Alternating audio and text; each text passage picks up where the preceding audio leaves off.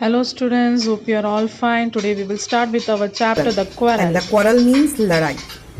So this story, it is about siblings. Now siblings means भाई बहन. कैसे एक फैमिली में जो भाई बहन होते हैं वो आपस में लड़ते भी हैं लेकिन फिर मिल भी जाते हैं और उनमें वापस प्यार आ जाता है. So this story, this rather play, it is all about that. तो इसके अंदर कौन कौन से कैरेक्टर्स हैं? The characters are Joe, Amy, Meg, Beth, Mrs. March, Laurie and the narrator. Narrator means जो आपको ये play सुना रहा है या कहानी बताता है, that is narrator. So now let us start with the scene 1. Now scene 1 means different scenes होते हैं एक play के अंदर. स्टेज पर अगर एक play हो रहा है तो one time different scene, then आपका पर्दा गिर जाता है, फिर दूसरे characters आते हैं, तो that is why this is the first scene.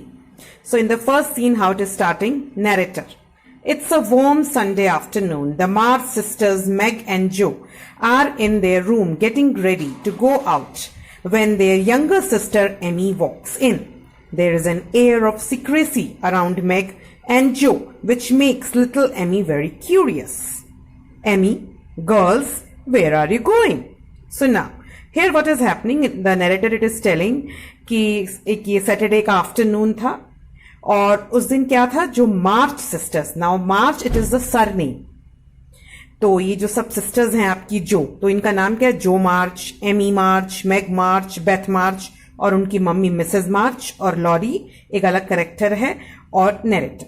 So now तो जो ये मार्च सिस्टर्स थी, मैग और जो, वो बैठी हुई थी और वो क्या कर रही थी? वो तैयार हो रही थी, उन्हें कहीं जाना था, वो तैयार हो रही थी. तभी उनकी जो छोटी बहन थी एमी, वो अंदर आती है. वॉक्स इन मीन्स अंदर आती है और वो, उसको क्या लगता है कि अंदर कुछ एक ऐसी चीज चल रही है कि कुछ सीक्रेट सा है अंदर.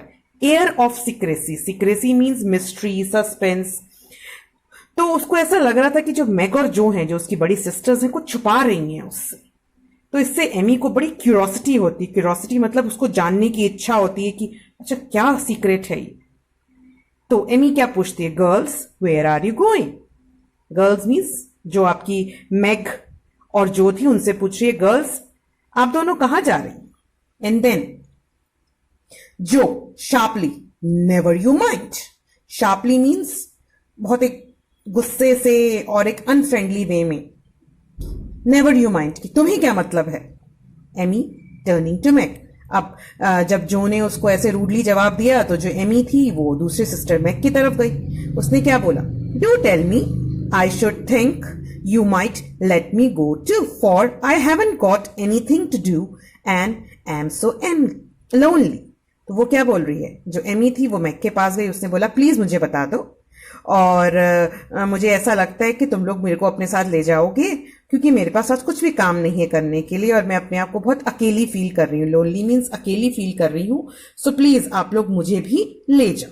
देन मैग क्या कहती है? Meg, I can't dear because you are not invited. उसने मैग ने बोला कि मैं तुमको नहीं ले जा सकती प्यारी बहन क्योंकि तुम्हें इनविटेशन नहीं मिला है, तुम इनवाइट नहीं हुई हो. और इससे पहले कि मैग अपना सेंटेंस पूरा करती, व्हाट हैपेंड? जो cutting in impatiently. Impatiently cutting in means जब आप किसी की बात को पूरा नहीं होने देते और बीच में इंटरप्शन करते हो. तो उसने इंटरप्ट करते हुए बहुत रूडली बात की फिर से. You can't go Amy, so don't be a baby and whine about it. तो उसने क्या बोला? नहीं एमी, तुम नहीं जा सकती, तो इसलिए एक छोटी सी बच्ची मत बनो और कंप्लेनिंग मत करो कि मुझे जाना है, मैं अकेली हूं, ऐसे कुछ भी मत बोलो मेरे से. Amy, you are going somewhere with Laurie. I know you are, I know. You are going to the theatre to see the 7 castles. It was mean not to tell me in time. I shall go too. अब Amy है तो छोटी बहन लेकिन उसको सच्ची में पता था कि ये लोग कहाँ जा रहे हैं. तो उसने क्या बोला कि नहीं मुझे पता है कि तुम लोग लॉरी के साथ कहीं जा रहे हो. लॉरी इनका फ्रेंड था और मुझे पता है, मुझे पक्का पता है कि तुम लोग लॉरी के साथ जा रहे हो. और कहाँ जा रहे हो ये भी उसको पता था कि तुम लोग थिएटर जा रहे हो और वहां पर एक 7 castles का प्ले हो रहा है कोई, वो देखने जा रहे हो.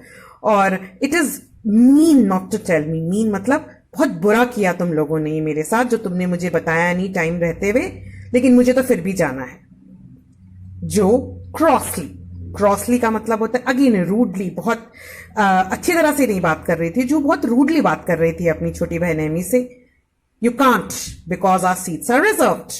and it isn't proper to poke yourself where you are not wanted. Just stay where you are. तो अब जैसे एक बड़ी बहन बहुत रूडली एक छोटी बहन को डांटती है, जो ने बिल्कुल वैसे ही बात की. उसने बोला नहीं तुम नहीं जा सकती क्योंकि हमारी सीट्स तो ऑलरेडी रिजर्व्ड हैं, बुक्ड हैं, तो तुम्हारे लिए हमारे पास कोई भी सीट नहीं है. और ये अच्छी बात नहीं है. It isn't proper. प्रॉपर मतलब ये सही बात नहीं है कि तो हर जगह अपने आप इंटरफेयर करती हो. तुम पोक मतलब इंटरफेयर करती हो हमारे काम के अंदर. और ये जरूरी नहीं है कि वहीं पर तुम जाओगी जहां पर तुम्हें कोई चाहता नहीं है जाना. You are not wanted there. कोई तुम्हें नहीं चाह रहा है कि तुम हमारे साथ थिएटर जाओ, लेकिन तुम्हें फिर भी जाना है हमारे साथ. तो just stay where you are. जहां पर हो ना, तुम घर पे हो, तुम घर पर ही रहो. Amy sits down on the floor and begins to cry. At that moment, Laurie calls from the door. The two girls start to exit the stage, leaving their sister wailing. Wailing means crying. तो क्या होता है, जो Amy है वो ये सब बात सुनकर जमीन पर बैठ जाती है और रोने लग जाती है. और तभी लॉरी आता है, वो आवाज लगाता है डोर से, और जो दोनों सिस्टर्स होती हैं वो they exit the stage. Exit the stage, exit मतलब स्टेज छोड़कर, मतलब एक तरह से वो घर छोड़कर थिएटर की तरफ चली गई. और जो उनकी सिस्टर थी एमी, वो बैठ जाती है रोने. तो ये फर्स्ट सीन हमारा ओवर हो जाता है. Now second scene. और अभी उससे पहले और क्या बोलती है एमी, क्या बोलती है, you will be sorry for this Jo March, see if you are not. तो अब एमी है तो छोटी बच्ची और रो रही थी, लेकिन उसने तब भी बोला कि तुम्हें बहुत महंगा पड़ेगा ये, तुम बहुत सॉरी फील करोगी जो मार्च, देखना. तो जो है वो हंसते हंसते जब वो स्टेज से नीचे उतरती है तो वो क्या बोलती है, फिडल स्टिक्स. तो फिडल स्टिक्स ये हमारी एक ओल्ड इंग्लिश का वर्ड है जिसका मतलब होता है नॉनसेंस, कि अच्छा मेरे को तो कोई परवाह नहीं है, देख लूंगी क्या करोगी तुम भी. So in this way the second scene now it starts. Narrator. The girls have a lovely time at the play, but in spite of that, Joe's pleasure has a drop of bitterness in it. The fairy queen's yellow curls remind her of Emmy and their little fight. Joe has always had a hard time controlling her fiery temper, but her anger never lasts long and she soon starts to repent. Now, अब जो narrator है वो उन लड़कियों के बारे में बता रहे हैं जो और मैं गए थे प्ले देखने, और अब जो ने बहुत बुरी तरह से एमी से बात की थी. तो उनको अच्छा तो लगा प्ले, लेकिन ऐसा लग रहा था कि जो के जो प्लेजर था, प्लेजर मतलब जो उसको अच्छा फील हो रहा था, उसके बाद भी उसको थोड़ा सा अपसेट फील हो रहा था वहां पर. क्यों अपसेट फील हो रहा था? क्योंकि उसे जो की याद क्योंकि उसको एमी की याद आ रही थी. एमी की क्यों याद आ रही थी? जो उस प्ले के अंदर एक कोई क्वीन थी, उसके जो बाल थे येलो कलर के, उसको देखकर उसको बार बार एमी की याद आ रही थी, और उसको अपनी जो लड़ाई उसने की थी अभी एमी से घर से निकलते हुए, उसकी याद आ रही थी. और जो थी उसको एक्चुअली में बहुत जल्दी गुस्सा आता था. फियरी टेम्पर था उसका. फियरी मतलब बहुत ही एकदम हॉट टेम्पर, एकदम से गुस्सा आ जाता था उसको. एंगर मीन्स गुस्सा आ जाता था. लेकिन जो उसका गुस्सा था वो ज्यादा देर तक नहीं ठहरता था. It didn't last long. और बहुत जल्दी उसको दुख होने लगता था. वो फील सॉरी करती थी. Repent means feel sorry. तो in short what the narrator is trying to tell कि जो थी उसको प्ले देखकर मजा तो आया था, अच्छा तो लगा था, पर फिर भी वो सॉरी फील कर रही थी कि उसने अपनी सिस्टर के साथ इतने बुरी तरह से व्यवहार क्यों किया. अब व्हेन जो एंड मैग गेट होम, अब वो घर पहुंचते हैं तो Amy is sitting in the parlour reading. She never lifts her eyes from the book or asks a single question.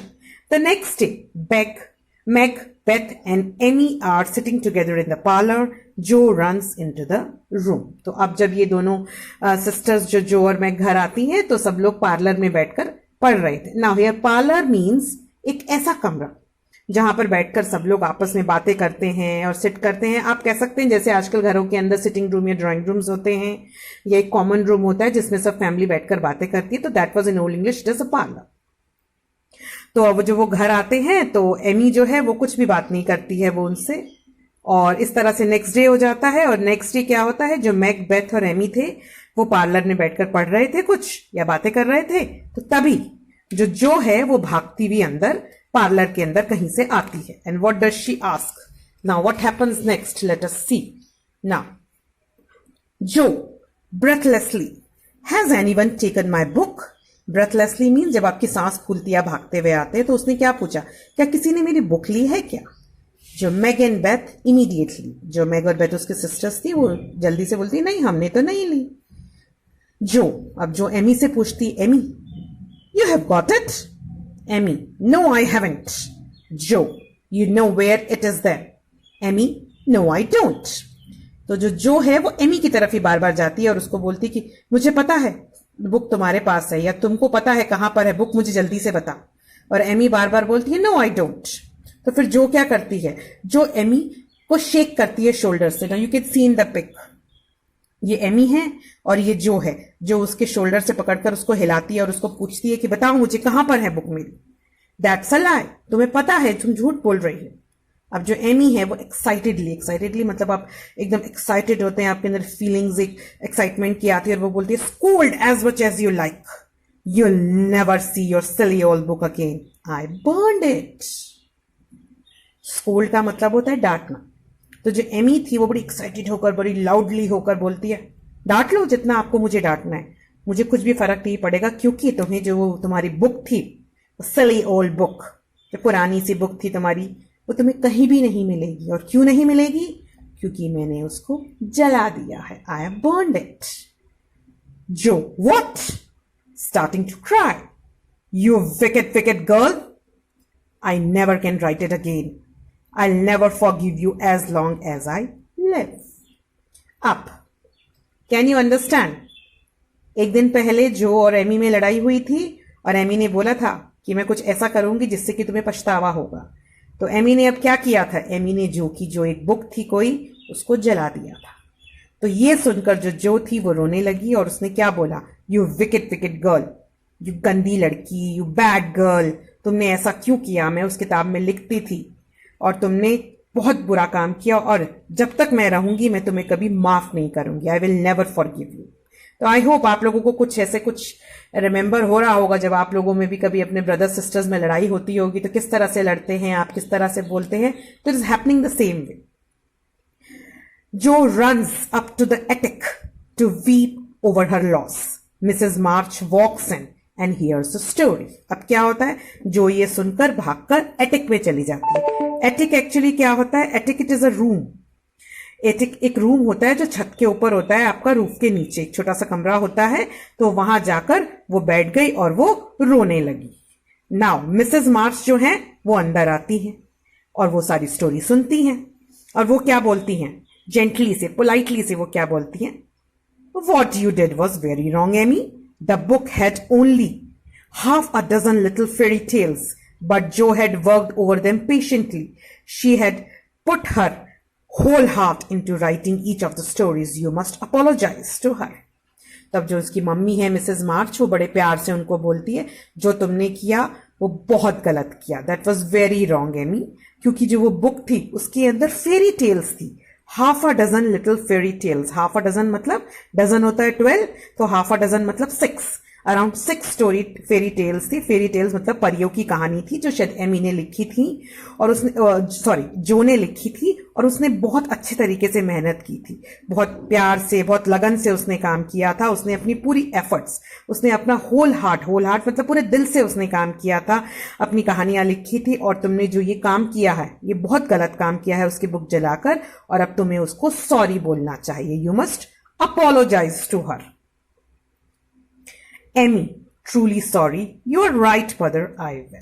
अब एमी को भी थोड़ा फील होता है कि मैंने गलत काम किया। वो बोलती है ओके मदर सॉरी, मैं सॉरी फील कर रही हूं और मैं जाकर उसको सॉरी बोल दूं। At tea time, Jo comes down to the dining room looking grim. It takes all of Amy's courage to walk up to her. अब जब शाम को चाय का टाइम होता है तो वो नीचे आती है, एटिक में डाइनिंग रूम में आती है और बड़ी सीरियस दिख रही है। Grim mean serious. और जो एमी है वो अपनी पूरी हिम्मत जुटाकर, करेज मतलब हिम्मत जुटाकर जो के पास आती है और क्या कहती है, प्लीज फॉरगिव मी जो, I am very very sorry, I am very sorry मैंने जो करा। लेकिन जो है वो स्ट्रिक्टली, स्टर्नली मीन स्ट्रिक्टली बोलती है, I shall never forgive you, you don't know how much you have hurt me. तुम्हें नहीं पता तुमने मेरे साथ कितना बुरा काम किया है, मुझे कितना दुख दिया है तुमने। हर्ट मीन्स दुख दिया है, मैं कभी तुम्हें माफ नहीं करूंगी। Jo quickly takes a tea from the dining table and marches out of the room not looking at Amy. वो अपनी चाय लेकर कमरे से बाहर चली जाती है और वो एमी की तरफ बिल्कुल नहीं देखती है। मीन्स वो अभी भी बहुत ज्यादा गुस्से में है। Now the next scene starts. Narrator, Jo is still angry the next day. She can't stand the tension in the house and she decides to go ice skating with Laurie. Amy runs after her. She wants to apologize and hopes Joe will be in a better mood after skating. At the river, Joe sees her coming and turns her back, ignoring her. Now, what is the scene? तो जो जो थी वो अगले दिन तक बहुत गुस्से में थी. वो घर के अंदर एक टेंशन का माहौल हो गया था. नेचुरली थोड़ी सी लड़ाई हुई है, उसकी बुक जल गई है, तो वो क्या सोचती है, वो लॉरी के साथ बाहर चली जाती है आइस स्केटिंग के लिए. स्केटिंग आप समझते हैं, बर्फ के ऊपर जब हम स्लेजेस के साथ स्केटिंग करते हैं, वो करने के लिए वो लॉरी के साथ चली गई.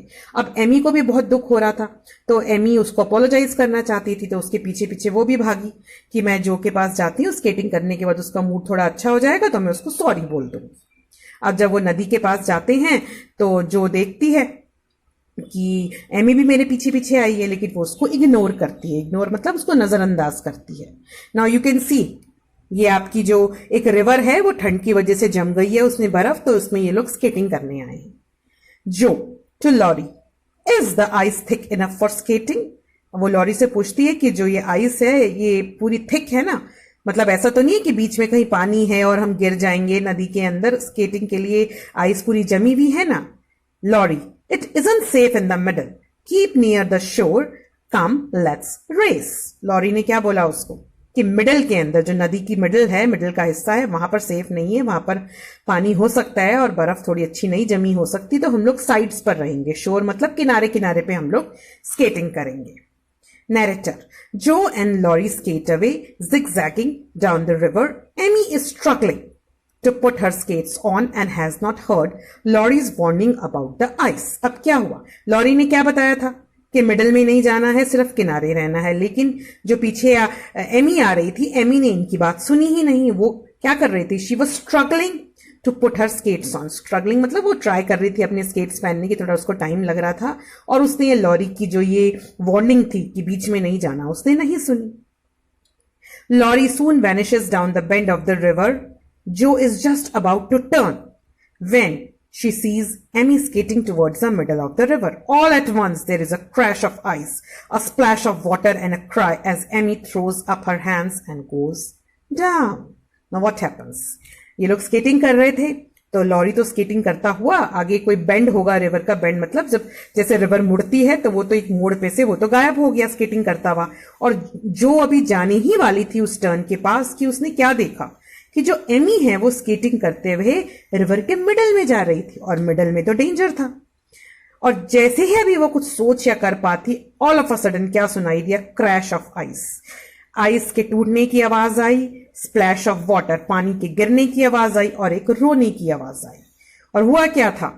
एमी वहां पर पानी में, जो आइस थी वो टूट गई थी बीच में से, और एमी पानी के अंदर गिर गई थी, और एमी अपने हाथ ऊपर करके चिल्ला रही थी, और वो नीचे धीरे धीरे गिरती जा रही थी. आप देख सकते हैं पिक. This is Amy. बीच में गड्ढा हो गया है, आइस टूट गई है, क्रैक हो गया, और एमी पानी के अंदर है. अब Jo tries to rush forward, but her feet seem to have no strength in them. For a second she stands motionless. She stares at the little blue hood above the water with fear in her heart. Laurie rushes swiftly past her towards a crack in the ice. अब जो थी वो एकदम देखती है कि वो कैसे एमी नीचे पानी में गिरती जा रही है. एकदम वो स्टन रह जाती है एकदम. ऑल ऑफ अ सडन अगर आपके सामने कुछ ऐसा एक्सीडेंट होता है, आप समझ नहीं पाते हैं ना क्या करें, तो उसके अंदर इतनी शक्ति नहीं बचती है कि वो आगे जाए, और उसको एक सेकंड के लिए ऐसा लगता है कि वो मोशनलेस हो गई है, बिना हिले डुले अपनी जगह पे खड़ी हो गई. वो देखती है मिडल, वो क्या देखती है? स्टेयर्स मीन्स देखना.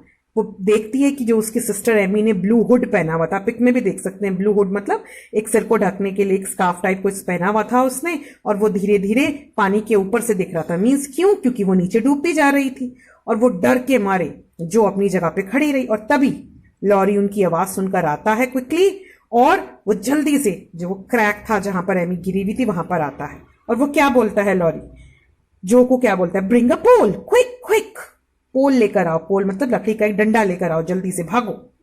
Lorry is calm as he lies on the ice and holds Amy firmly by the arm. Jo drags a long pole from a fence near by and holds it out to Amy. Together she and Laurie gets the child out. They carry her back home. तो Jo lorry है वो शांति से, ध्यान से क्या करता है? जमीन पर लेटता है आइस के ऊपर, और एमी को हाथ से पकड़ता है। आप देख सकते हैं वो हाथ से पकड़कर उसको, वो लेटा हुआ है, ये लॉरी है और ये एमी को बाहर खींच रहा है। और फिर जो है वो पास से ही एक पोल लेकर आती है, एक बड़ा सा डंडा लेकर आती है, खींचकर ड्रैग करके, मतलब खींचकर पुल आउट करती है और उसको एमी को देती है और एमी डंडा पकड़ती है और डंडे को वो लोग पकड़ते हैं और उसको टुगेदर वो बाहर उसको निकाल लेते हैं। और उसके बाद फिर वो क्या करते हैं, वो उसको घर लेकर जाते हैं। Now what happens next? Now the last scene. Later in the evening, Amy lies fast asleep, rolled up in the warm blanket before a fire. Joe is pale and quiet as she watches the Amy sleep. अब शाम का time हो गया है, Amy तो सो जाती है, उसको वार्म ब्लैंकेट्स के अंदर, वार्म मतलब गर्म जो आपके ब्लैंकेट्स होते हैं, कंबल होते हैं, उसके अंदर डाला, फायर के पास उसको लिटाया क्योंकि ठंडे ठंडे बर्फ के अंदर वो अभी गिरी थी। अब जो है वो भी, उसका चेहरा जो था वो वीक था डर के मारे, क्योंकि थी तो उसकी सिस्टर ना, और चुपचाप बैठी हुई थी। तो अब जो क्या करती है, विस्पर करती है, धीरे से बोलती है, are you sure she is safe? वो अपनी मम्मी से पूछती है, क्या आपको लगता है कि वो बिल्कुल सही है, सेफ है? तो मिसेज मार्च क्या बोलती हैं, हैप्पीली, चीयरफुली मीन्स हैप्पीली, हाँ हाँ, quite safe dear, you were sensible in covering her up and getting her home quickly. उन्होंने बोला तुमने बहुत समझदारी का काम किया कि उसको फटाफट ढककर और घर ले आई। तो जो क्या करती है, सॉबिंग मीन्स क्राइम, कि Laurie did it all mother, ये लॉरी ने किया था, मैं तो डर गई थी, मैंने तो कुछ भी नहीं किया। और अगर एमी अब मर गई, if Amy should die it would be my fault, अगर एमी को कुछ हो गया तो ये तो मेरी गलती होगी। I didn't bother to make sure Amy had heard Laurie's warning about the ice, it's my horrible temper, I try to cure it but it always breaks out worse than ever. तो उसने क्या बोला कि mummy ये मेरी गलती है, मैंने ट्राई नहीं करा कि एमी सुन लेती लॉरी की वार्निंग के मिडल में नहीं जाना, मैं तो बहुत गुस्से में थी, हॉरिबल टेम्पर मीन्स बहुत बुरे गुस्से में थी। I will try to cure it, मैं अपने गुस्से को ठीक करने की कोशिश करूंगी, लेकिन मैं क्या करूं, हमेशा मेरा गुस्सा पहले से भी ज्यादा बुरा हो जाता है, वर्स मीन्स बुरे से भी बुरा हो जाता है। तो मिसेज मार्च क्या कहती है, never get tired of trying dear and never think it is impossible to conquer your faults Jo. तो मिसेज मार्च उसको प्यार से समझाती कि कोई बात नहीं बेटा, आपसे गलती हुई है और आप ये चाहते हो कि आपका गुस्सा ठीक हो जाए, तो आप कोशिश करो, क्योंकि कोई भी चीज इम्पॉसिबल नहीं होती जिसको कि हम ठीक ना कर सके। आपकी ये गलती है कि आपको गुस्सा आता है, तो कॉन्क्वर करो अपने फॉल्ट्स को, कॉन्क्वर मतलब जीतो अपनी जो आपके अंदर गलत आदतें हैं, गलत हैबिट्स है या कुछ आपकी कमी है, उसको खत्म करो आप। Jo you don't know how bad it is, oh mother do help me. तो अपनी मम्मी से कहती, मम्मी आपको नहीं पता मेरा गुस्सा कितना बुरा है, प्लीज मेरी मदद करो। मिसेज मार्च क्या बोलती, I will my child, remember this day and promise yourself that you will do nothing like that it again. We all have our faults but we must try to improve even if it takes all our lives. तो वो Mrs March क्या समझाती हैं कि हाँ, तुम आज का दिन याद रखना और प्रॉमिस करो कि आज के बाद तुम कभी भी कोई ऐसी चीज नहीं करोगी, क्योंकि हम सबके पास अपने फॉल्ट्स हैं, अपनी कमियां हैं, लेकिन हमें उन्हें इंप्रूव करना है, हमें उन्हें ठीक करना है। Jo softly stroking Amy's hair, I went to sleep angry, I wouldn't forgive her and today if it hadn't been for Laurie it might have been too late, I will never be so wicked again. तो वो Jo Amy की तरफ देखती है, stroking the Amy's hair, stroking मतलब उसके बालों को हाथ लगाकर प्यार से उसको करती है और कहती है कि मैं कल गुस्से के अंदर थी, मैं गुस्से में सो गई थी और अगर मैंने इसको माफ कर दिया होता तो ये सब होता नहीं, लेकिन अगर आज लॉरी नहीं होता तो पता नहीं क्या हो जाता, शायद एमी हमारे पास होती ही नहीं, शायद वो पानी में डूब जाती। तो अब आगे से मैं ये प्रॉमिस करती हूँ, मैं कभी भी इतनी विकेट नहीं होंगी, कभी भी मैं इतनी बुरी नहीं होंगी। Narrator, as if she heard, Amy opened her eyes and held out her arms with a smile, and that warmed Joe's heart. Never said a word, but they hugged each other and forgave their anger with a kiss. तो अब last में narrator क्या बोलते हैं, Amy ने शायद ऐसा लगा था जो की बात सुन ली, एमी ने अपनी आंखें खोली और उसने अपने हाथ आगे बढ़ाए, उसने स्माइल करी और जो ने देखा तो उसको भी अच्छा फील हुआ। दोनों ने कुछ कहा तो नहीं, पर दोनों ने एक दूसरे को गले लगाया, दोनों ने एक दूसरे को किस किया और दोनों ने अपना जो गुस्सा था वो खत्म किया। सो आई होप यू अंडरस्टूड कि कैसे भाई बहन घर में लड़ते हैं आपस में और फिर ठीक हो जाते हैं। तो I hope the moral of the story आपको समझ में आया होगा कि हमें बहुत ज्यादा गुस्सा नहीं करना चाहिए, अपने गुस्से पर कंट्रोल करना चाहिए ताकि हम आपस में कुछ बुरा होने से रोक सकें।